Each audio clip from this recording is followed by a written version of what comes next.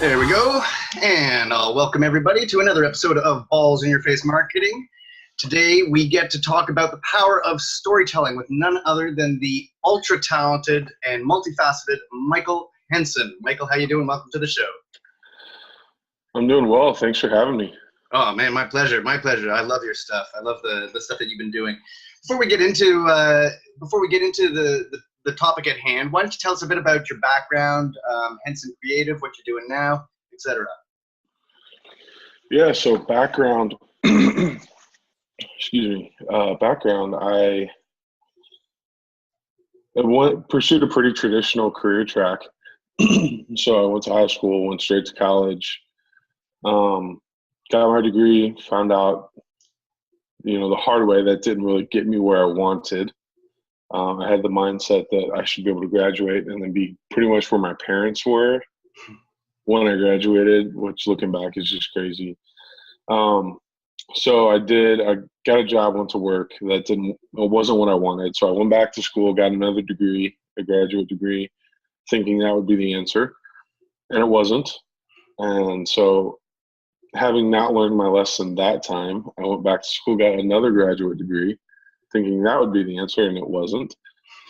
So now I find myself 2 graduate degrees and a bachelor's degree in student loan debt, and finally finding like what I'm really, really interested in and what I really, really want to be doing is what I've actually just recently done, which is left my full-time job, and now I'm doing content creation in the form of photo, video, and written all the time.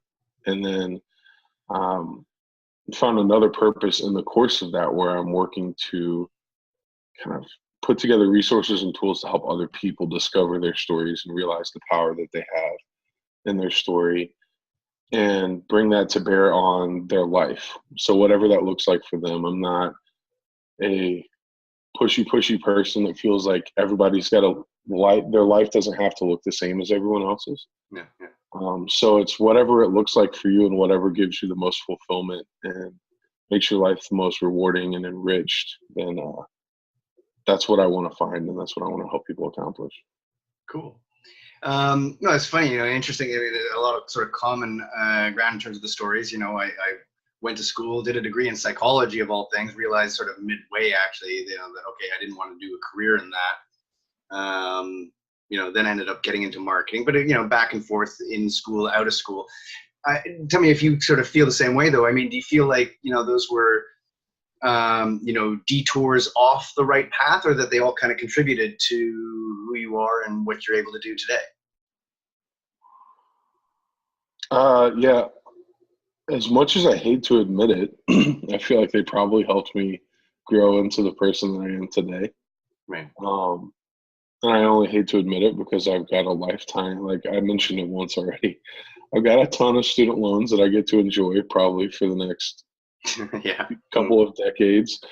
But yeah, I have to admit that, every trial that I've gone through, every struggle, every horrible job situation, all of those years of just kind of grinding through and forcing my way through stuff that I didn't love and didn't care for and legitimately disdained most of the time has definitely helped me grow and, opened up my perspective to the way things could be. And then it's given me a lot of relatability to people that are in those situations now.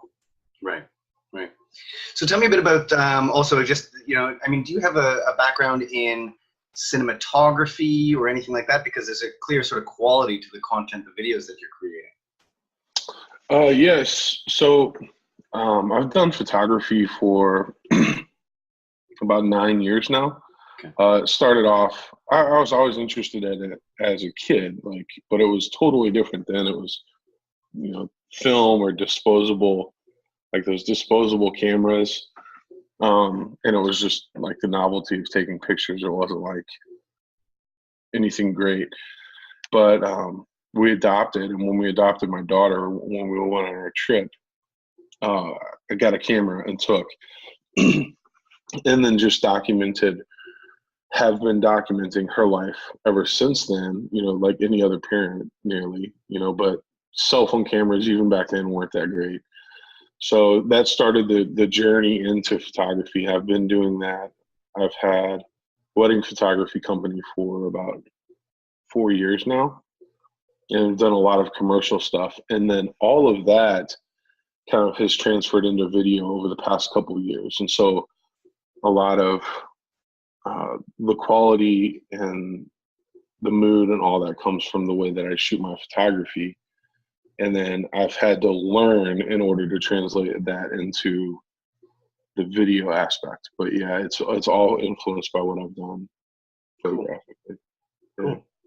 So, one of the things that I've loved about your content, I mean, is well, this is several things really. I mean, one is that, you're able and willing to explore some pretty deep concepts, some very personal stuff. So you've got a willingness to be vulnerable, very vulnerable, in a way that, I think makes you exceptionally sort of relatable.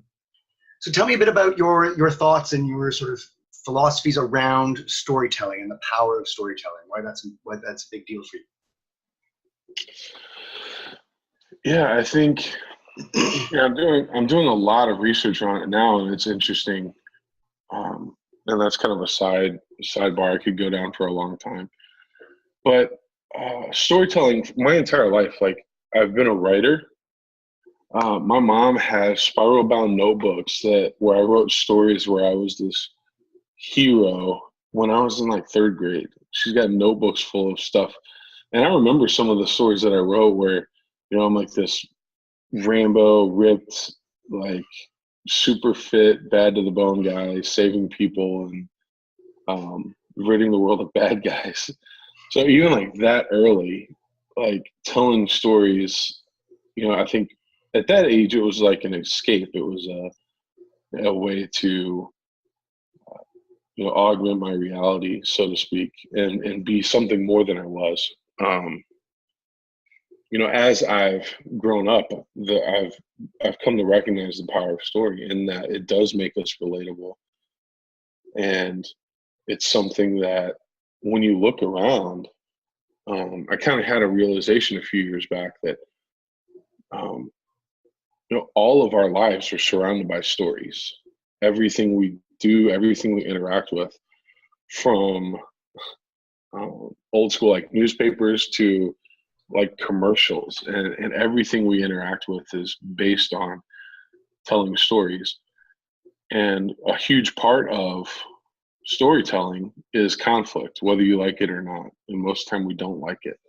And so I kind of put all that together and recognized that everything is based on, if most of our life, or safe to say the vast majority of our lives, are based on stories, and stories are based on conflict, then, therefore, like, we're all just surrounded by conflict, and we're all engaged with conflict at various levels all of the time.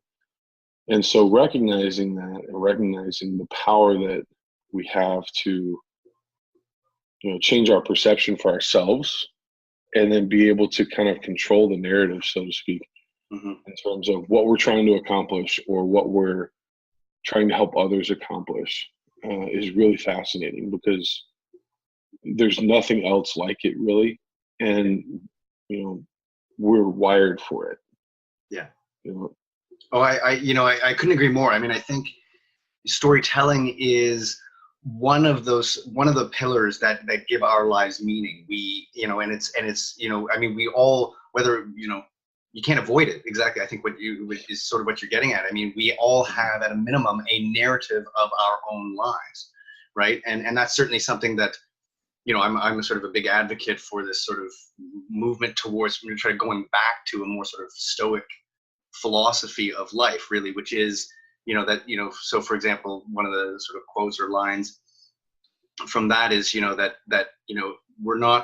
it's not the tragedies of our lives that impact, it's how we interpret them. It's the story that we tell about them, right?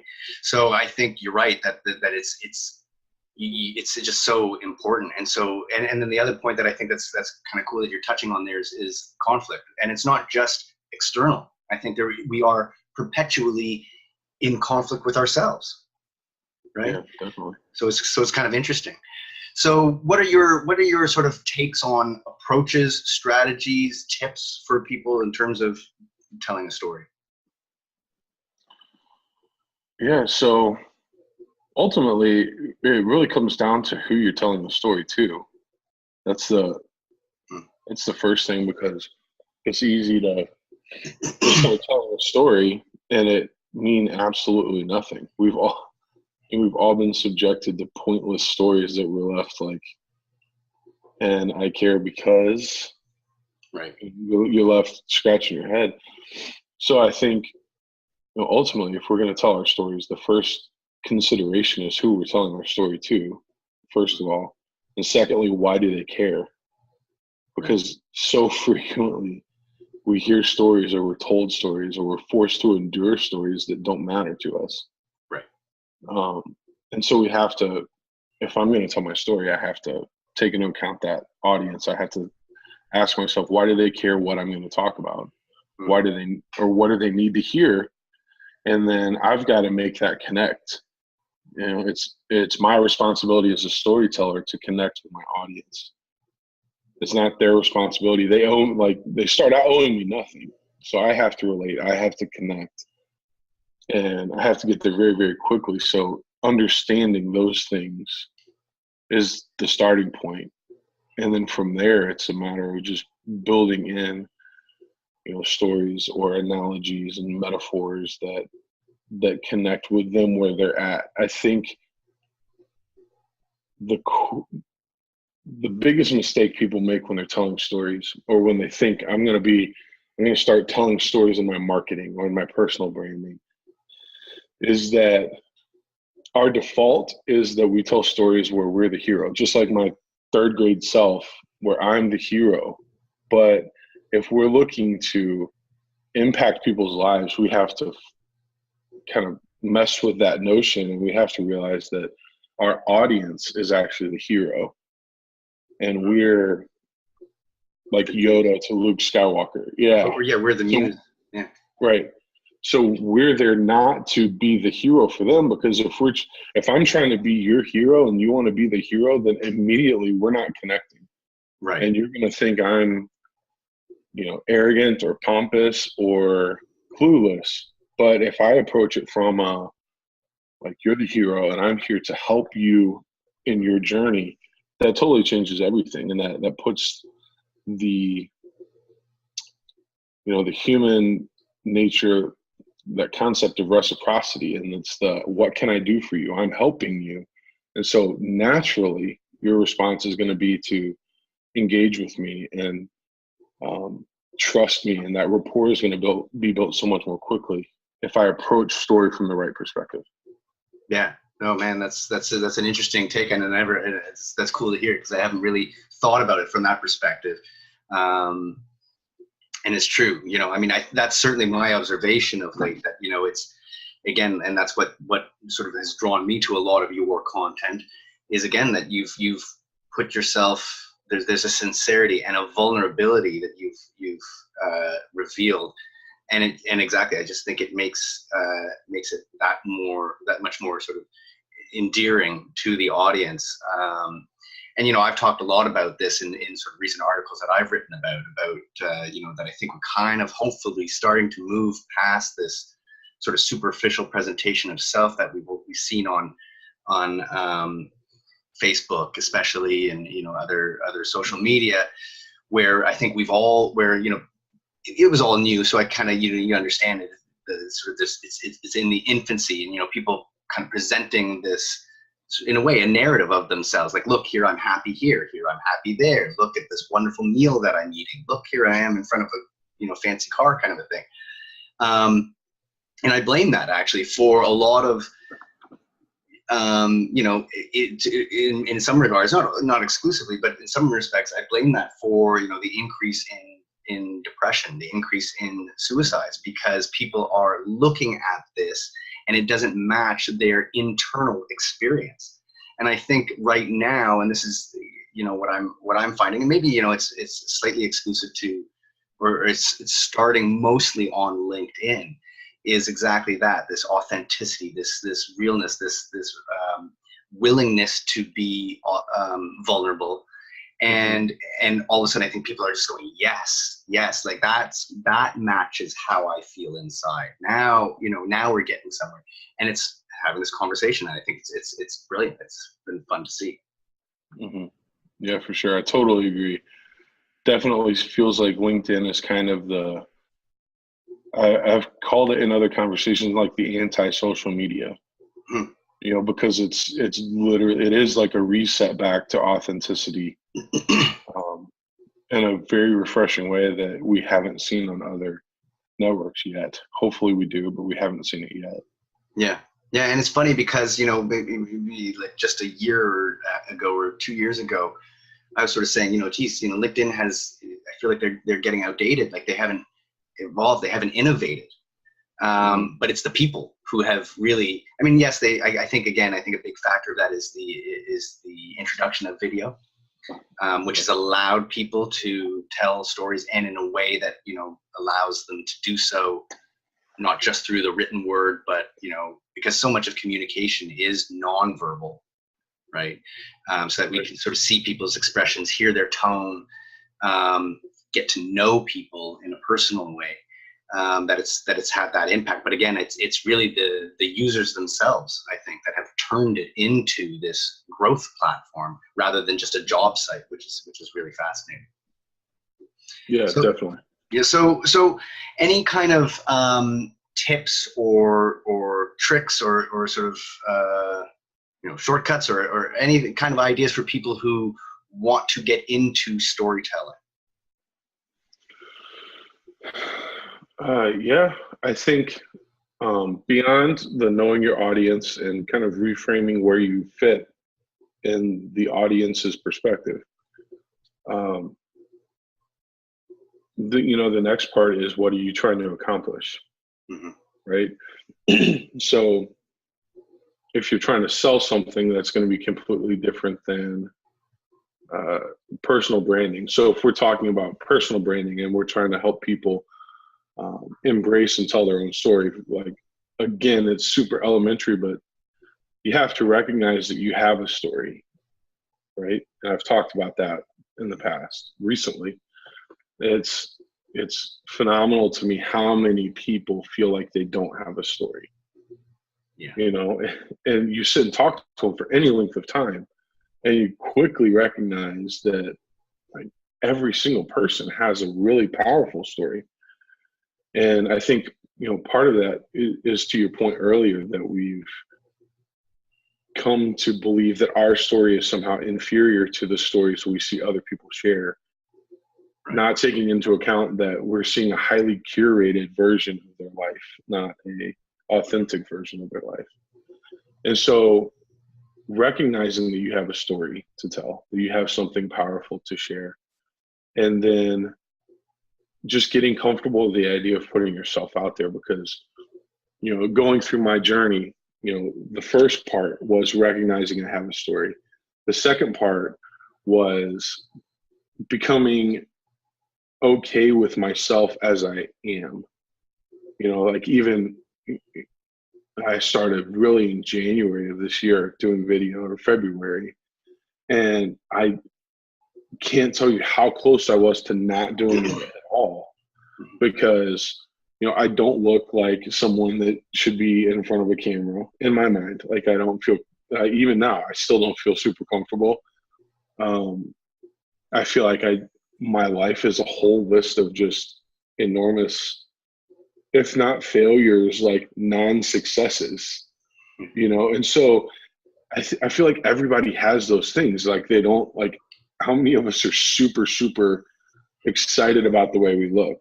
I feel like we can all find something we'd like to change about ourselves, or we look back at our lives and we all feel like there's something, man, I wish I could go back and redo that part of my life because it would be so much better. But getting comfortable with yourself and accepting yourself where you're at is the second part, and then getting comfortable with sharing that and recognizing, what, I'm gonna share who I am, because if I'm not sharing who I am, it's inauthentic. So it's a commitment to authenticity, and that doesn't mean you have to tell everybody every little thing about who you are and all of your deepest, darkest secrets. But for me, it's a strong aversion to, I don't want to put on a facade. I don't want to project something that's not true. And so if that means that I still like, I'll have things that I want to kind of brighten up, or like I want to make it look better, or I'll catch myself, like I'll cook something or go out to eat and like, man, that looks really amazing. I'm going to take a picture and post it. And then I don't, because I don't want, it's that tenacious desire to be authentic. And I don't want to present like a facade. I don't want to have to maintain it. I don't have the energy to maintain it. Right. So it's, for me, it's the kind of those three things: recognizing I have a story, accepting myself, which is huge. And we could talk about that all day, I think. And then just, being authentic in the way that you deliver it. And it's all personal. Yeah. It's all based on what you're comfortable with. So I'm curious because, it's sort of fairly similar thing for me in the sense that, I only started doing this show back in April, for the end of March. Had no intention. I created my agency and created almost like a sort of a pseudonym name for the agency because I just didn't want to put myself out there. I never really had the desire to be front and center, a host of something, an online personality character. It just kind of happened in a way that in a way I almost feel as if it's sort of like it was almost like a sort of a destiny type of thing that just kind of found me. But what's the story behind you overcoming all of those things that you're talking about, those insecurities, that the realization that you had a story to tell, the willingness to get past, the things that you were self-conscious about. How did you get past those? It's interesting. So I've written, like I mentioned, the vast majority of my life, and I've done a lot of like writing for online publications, blogging, different, like basically seasons of my life. My focus would be different things. And it was back in November, like I was sick of where I was. It felt like a dead end opportunity. I wasn't happy. It wasn't fulfilling. I dreaded getting up every day and going to work. And so it was a matter of like, okay, I know people are blogging and I know that they're making an income and they're able to kind of live this dream life, so to speak. So I started. I'm just going to blog 2 or 3 times a week. I'm going to write something 2 or 3 times a week, and I'm going to keep going until it hits. Even then, I wasn't really telling much of my story. Like I would kind of interweave it to make a point, or if something funny happened, then I would make that like part of what I was writing about. Fast forward to January, my wife had been telling me I need to post on LinkedIn, and I tried it a couple times. I'm like, this is going nowhere. It's doing nothing for me. But fast forward to January, I ended up getting on and was just browsing around late one night and kind of stumbled across a really, really active creators community where people were doing videos, things like that. And so, it kind of intrigued me. Like, man, this is interesting. But I still didn't want to do video because my number one thing was how I appear on camera. Like, I don't want to just be up on camera in front of people. And what kind of got me over that hump is what I referenced a little bit earlier, is I finally realized like what people see on camera is exactly what people see in my everyday life. And so my fear of being on camera is actually like technically, and I just thought of this, is technically a level of not being authentic, right? Because I don't want people to see what I'm actually like. Right. And so that fear that my image isn't what I want it to be is what was holding me back. And I recognized, because where I was working, it was a school, and like camera was out all the time, always taking pictures. And every time I saw a picture of myself, I'm like, oh my God, I hate that. but I had to realize, like, this is what people see all the time. This is who I am. And I can either continue hating it and letting it hold me back, or I can accept this is who I am. If you don't like it enough, you'll change it. But in the meantime, I'm going to just get over myself and put myself out there. And so that's what prompted me to start my first, that's what got me over the hump for my first video.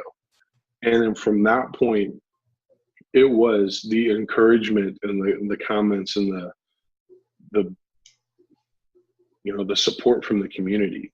Even at that point, I felt like I didn't really have much to say. I felt like my voice was kind of just noise.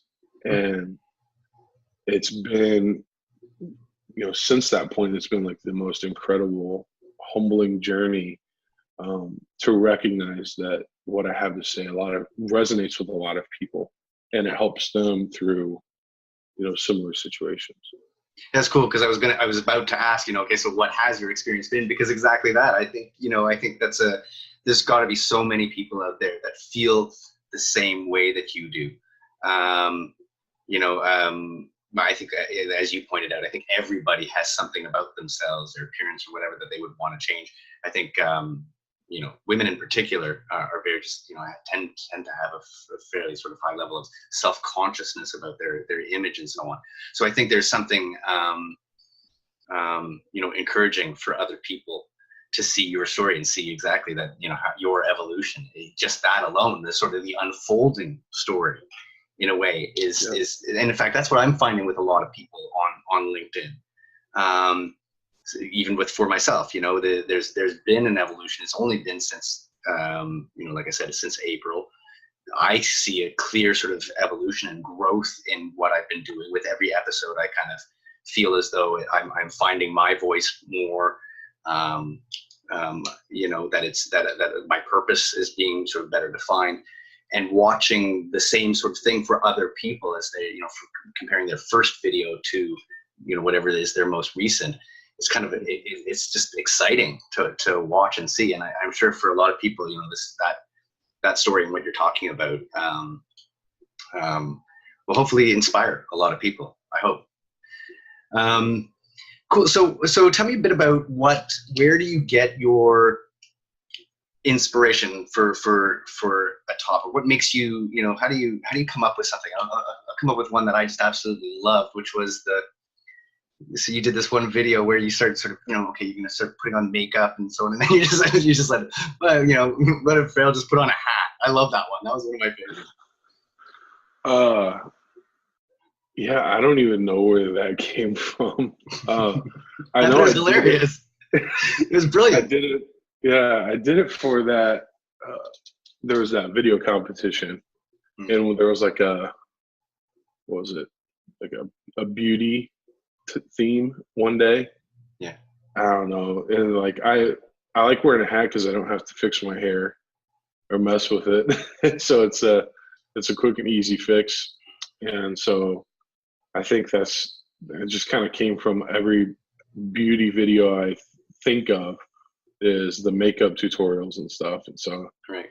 I think it kind of captured what you were just talking about, though, that sort of self-consciousness about image. And then just kind of just, okay, whatever, I'm just going to accept who I am. There was something that captured that, what you're talking about now in that video, that I thought was kind of clever.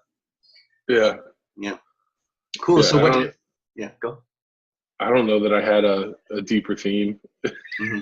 Yeah. It's just, and maybe I did unconsciously, but it was just like, I almost didn't post that video because I felt really silly, but I thought it was amazing. I know you said that. I remember that was your comment in this. I was like, I wasn't sure that I was going to post this, and I was glad you did, because I thought it was great. Yeah. It's funny, that you don't and for sure, you don't know what's going to resonate with people, and almost surprises you. I think it's often the case. It's like the thing that you think is you're most vulnerable, that you're most insecure about, is the thing that people respond to most. Yeah. It's kind of a sort of a funny, sort of paradoxical kind of thing that seems to happen for a lot of people.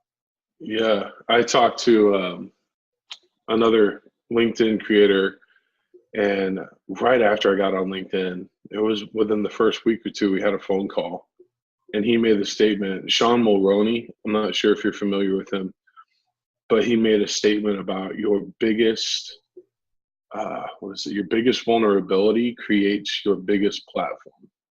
Right. And that's kind of been,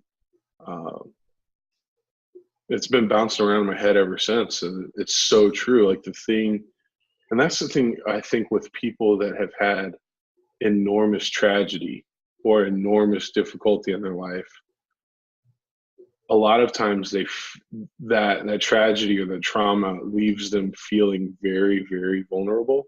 Mm-hmm. And it kind of shuts them down from telling their story because they don't want to get hurt again, I think. I'm not a psychologist, I don't know, but I feel like there's something that triggers this extreme hesitance to revisit that, which is understandable. Yeah. But when they do, those are the stories that like blow people's minds. And that's something I was actually just messaging a lady on LinkedIn today, and she was talking about that, how traumatic her life has been. And you're talking about, how do I share it? What do I talk about? And ultimately it's her decision. She's got to decide what she's comfortable with. But people that are able to embrace that and tell their stories are the ones that change the world. Yeah. And I think, what's interesting too is it's not just, I don't know that it's only just that people are reluctant to talk about those tragedies, the pain, the hardships. Mm-hmm. In many cases, people overcome that. And that's the thing sometimes that I find that people are reluctant to say is I overcame, because there's this, it's almost like, again, and maybe it feels like it seems boastful, or it seems, you don't want to appear whereas, like, I think again, that people want to know, how did you push through something? And again, I don't know what it is that makes you not want to, there is for sure, like there is such a, there is, boasting, and there is, something that is a sort of a turnoff for people. But when you're dealing with it in an honest way and getting through something, I don't know, for some people, it's like, for some reason, sometimes people don't want to even share that either. And the same thing, I don't really know why. Yeah.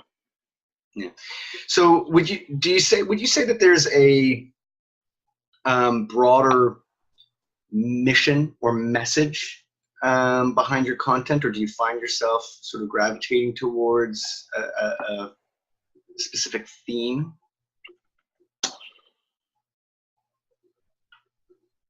I think there is, and it's, as you've mentioned, kind of an unfolding as people begin to create, begin to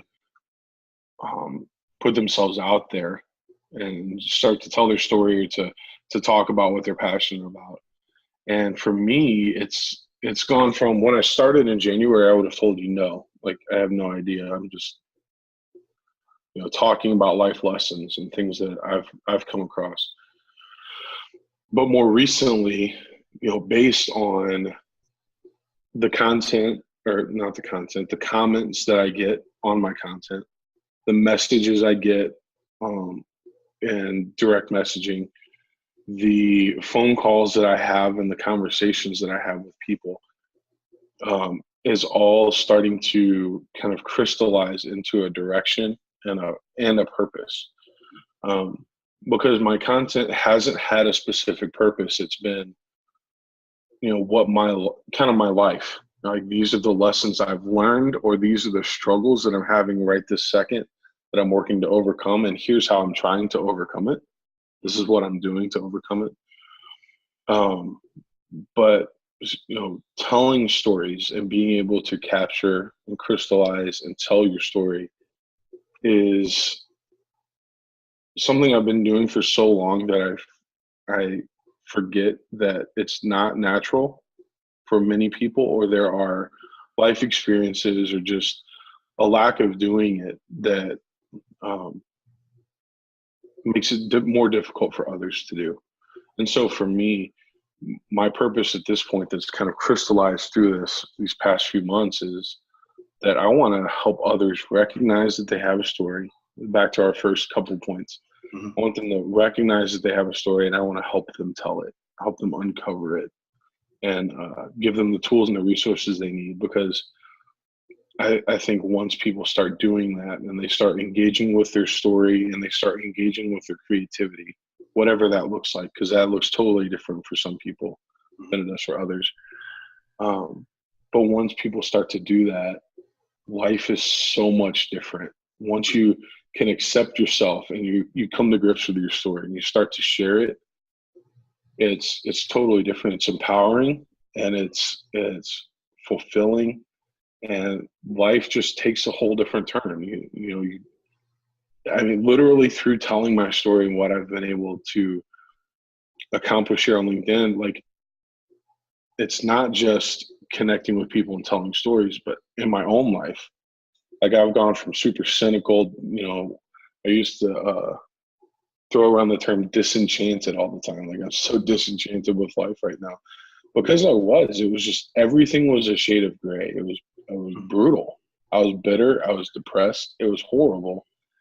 And since November of last year, when I was like, you know what, this is it. I'm going to start writing. I'm going to start creating on a regular basis, that, like, now, like, negativity doesn't even have space, and it's been life-changing. And I think other people have the capacity for it and they deserve it.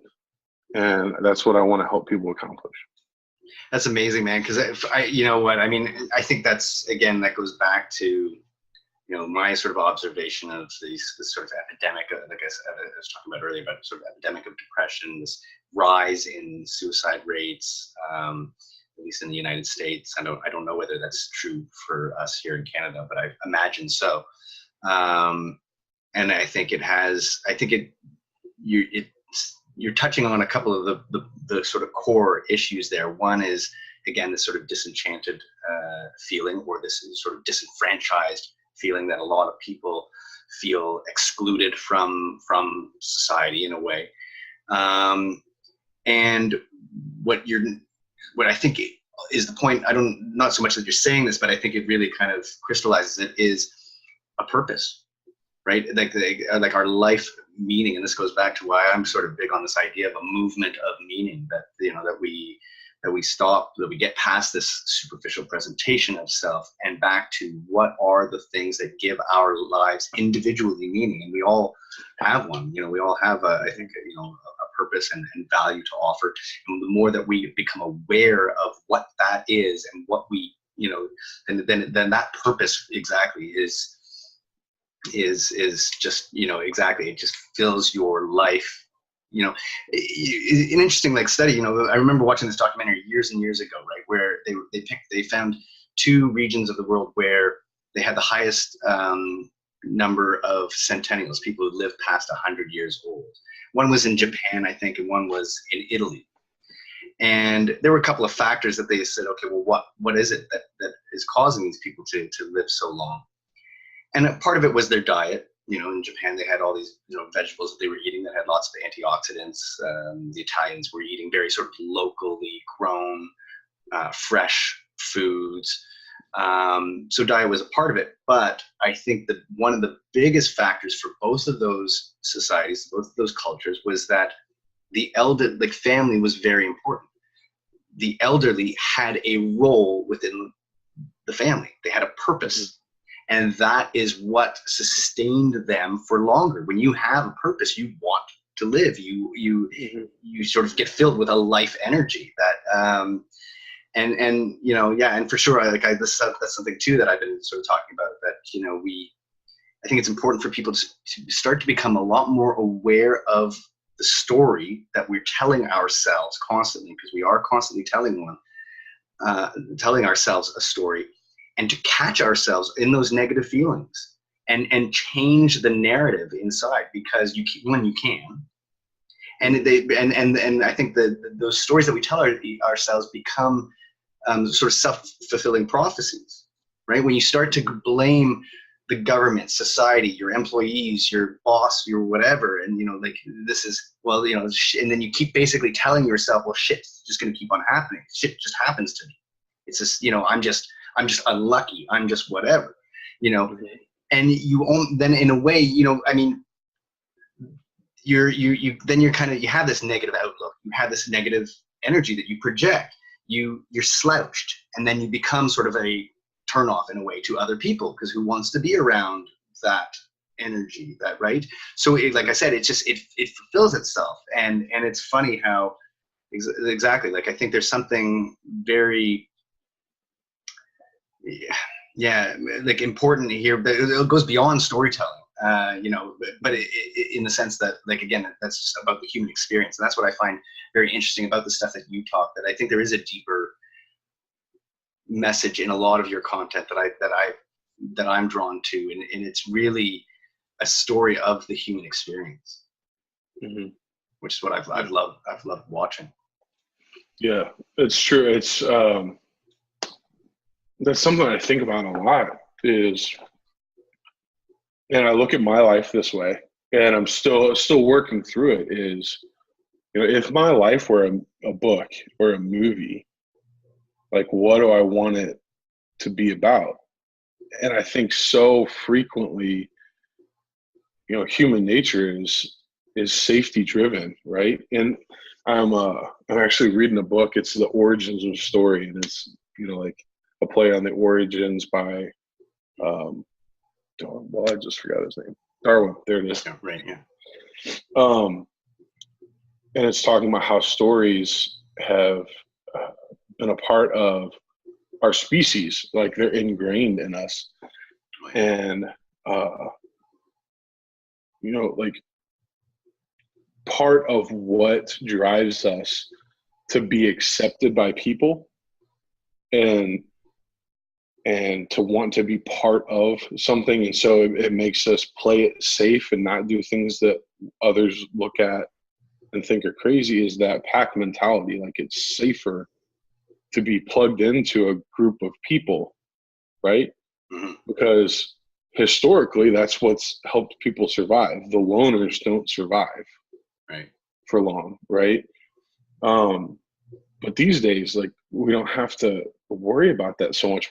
There are packs and tribes of people that are out there doing crazy things, right? And we can get in with them and get the support and the community that we need to drive us to do great things. But our stories, like, tend to look really boring if we look at them from is this a movie perspective? Like, I get up and I go to work and I do my job, and then I go home and watch TV, and then I go to sleep. And then, like, I get up the next day and go to work and do my job, and I go home and watch TV and go to sleep. Like, that is, like, who wants to read that book? Right. Or watch that movie? But if somebody does something crazy, like, I'm going to build a well in Africa, or, start an orphanage in a third world country, then all of a sudden that story is fascinating and it's powerful and it's moving. But those are the stories that are full of conflict and strife and struggle and really hard things. And so I try to think about my life through that perspective. Like, I don't want to live like a 9-to-5 veg out on the couch life. Like, I want my story to be exciting and interesting, and on like a wide level. And then I've even been thinking a lot lately of, if we narrow that down to a daily level, like, what does my story today say? Like, if I were to make today a short story, what does it talk about? And I've been thinking about kind of redefining my success in the daily from that perspective. Like, what does my story today tell? Like, what do I accomplish? What happened? What was good? What was bad? So. Cool. So how do you apply this, by the way, from in a professional sense, right? When you take on a client and, I don't know, they want to, they're looking to sell something, and they're looking for a creative way to present their product or service. How do you now take this, what you've learned, and do that for somebody else when it's not your own story? Yeah. It comes back to those simple concepts at the beginning, and a lot of it is redefining the approach. So if I have a client, they aren't the hero, their customer is the hero, like the person they're trying to connect with. And then kind of reframing that. And then it's a matter of, on a client perspective, looking at everybody kind of has layers of problems, right? So we've got like external issues or things that we want to accomplish. And then we've got internal problems that are kind of the inner unspoken motivators, excuse me, motivators that cause us to make a decision. And we never talk about those things, right? And so it's digging into those. So, you know, an external problem would be like, I'm looking out my window right now and it's raining like crazy and the grass is soaked. And so that means I'm going to have to mow it like a lot sooner than I want to. I just mowed it yesterday, but I'm going to have to mow it next week and I don't want to. So like if I'm a lawn care company and I'm trying to determine problems, right? The external problem that a lawn care company solves is they mow lawns. So, right? Yeah. So then I don't have to. The internal problem is like, I don't want to get hot and sweaty outside and deal with allergies and dust and grass in my nose and all of that stuff, but I'm never going to say that, you know? Right. So it's helping my clients understand like how to break it down, because if it's like, hey, I'll come mow your grass, that's a lot less compelling than, you know, don't worry about mowing your grass. We'll make it look better than anybody else's on the block, and you can do what you want to do and accomplish something else in the same amount of time, at the same time, or whatever. Yeah. You know, so it's diving deeper than, it's not just about cutting grass. I feel like that's where we were with marketing, like in the 50s and 60s. You know, it's all about facts. It's all about like, this product has 3 ounces more than that product for the same price, and so it's a better deal, and that will cause people to purchase. Right. Like now it's all about, you know, Dawn dish soap is all about, you're not just washing your dishes with this soap and you get 3 ounces more.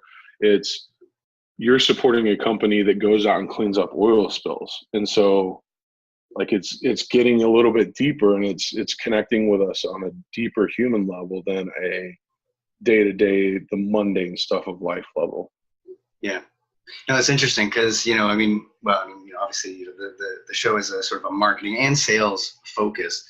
And that's been my, you know, because I was mostly just focused on the advertising, the creative and production side of things for most of my career.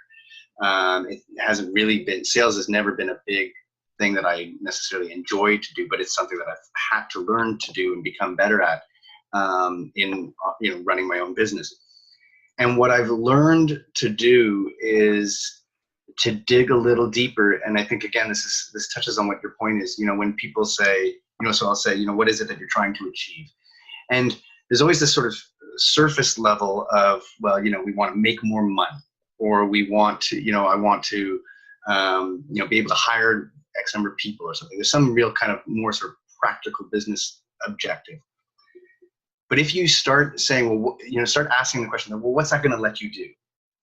What's that going to, what is, you know, eventually you dig down and you find out that that what people want, it's not the money. It's something different, right? It's like, well, you know, I want to be able to spend more time with my family, or I'd like to be able to travel a little more in my life. Right. And there's something else. So again, I think it's digging deep into what are those things that people aren't talking about. Exactly. Right. That, you know, yeah. So I think that kind of relates to it. And then that allows me, from just a sales perspective, then to tell the story of, okay, now it's not that I'm going to help. Now I'm not telling you I'm going to make you so much more money, or, you know, we're going to hit this. It's, you're going to be able to take your family on that trip that you wanted to do. Mm-hmm. Let's get you on that, you know, let's get you out to go see your you know, your parents on the other side of the world, or, you know, yeah, let's get you to go spend some more time at your son's soccer games, or whatever it is that is really at the core. And then that becomes sort of my story, you know, but that's what I'm selling. Yeah. Right. And that's what when I talk to my clients, that's what we're doing. but it's for on their behalf. Right. Yeah. Yeah. Interesting stuff. Cool, man. So any sort of last words of advice, tips, etc.?